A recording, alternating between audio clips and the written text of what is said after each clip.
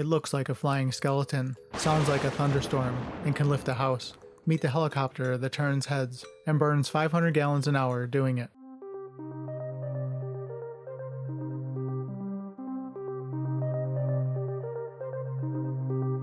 I'm Bill, and this is Buffalo Air Park. Let's dive in. Back in the early 1980s, something unforgettable happened at Buffalo Air Park. A massive orange helicopter, looking like a flying skeleton, landed right in our field. It was a Sikorsky S-64 Skycrane, and it was there for one very specific reason: to lift and replace some gigantic HVAC units on a building in Buffalo. And when I say gigantic, I mean the kind of job only a Skycrane can handle. Now, I didn't have a camera on me that day, which I still regret, but I did get to talk to the pilot, and what he told me stuck with me for decades. That beast burned 250 gallons of fuel per engine, per hour, and it had 2 engines. That's 500 gallons an hour just to keep it flying.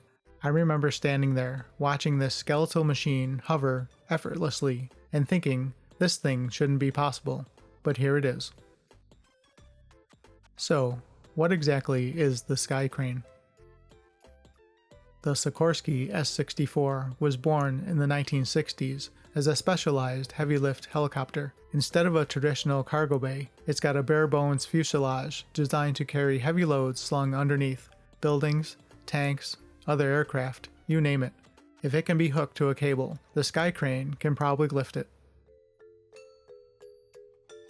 At its core are 2 Pratt & Whitney FJ-TD12 turboshaft engines, each pumping out 4,500 horsepower. It uses a massive 6-blade main rotor, 72 feet across, to keep everything in the air. And for the tricky part, actually maneuvering those huge loads, there's a rear-facing pilot station with its own controls. Yeah, someone actually sits back there and flies the cargo. If the design looks a bit weird, well, that's because it is. People used to call it the flying insect, and honestly, it's not far off. The Skycrane looks like someone tried to build a helicopter out of scaffolding, and then it turned out to be brilliant. Over the years, it's been used for just about everything: heavy construction, logging, even fighting wildfires. The firefighting version carries a huge 2,650-gallon water tank and can refill it from a lake in under a minute. That snorkel system, it can suck up a full tank of water while hovering just above the surface. In the 1990s, the rights to the Skycrane were sold to Erickson, who kept the dream alive, and then some. They upgraded the systems, add better avionics, and continue to use it all over the world. Today, if you see one in the wild, odds are it's an Erickson aircrane at work. And that brings me back to Buffalo Air Park. Watching that bright orange Skycrane do its thing left a lasting impression on me.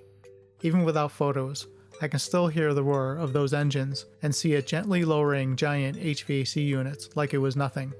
So, helicopter or flying skeleton? I'd say both.